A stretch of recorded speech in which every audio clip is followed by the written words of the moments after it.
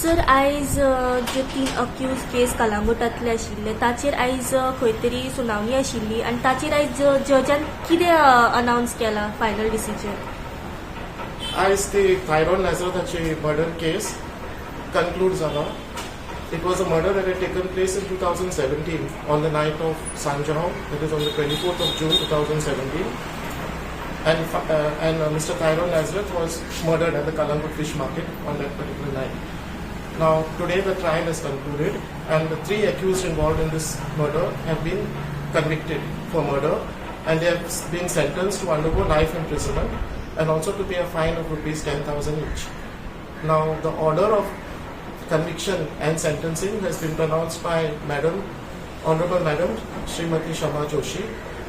The investigation in this case was conducted by police personnel, by the team of police personnel led by our dynamic DYSP Shri Juba Dalvi.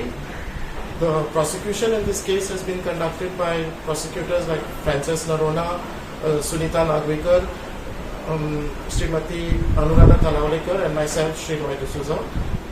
We also have a message that we would like to send out behind this conviction to the youth of today, that crime does not go unpaid and do not take the law into your own hands. Jai Hind.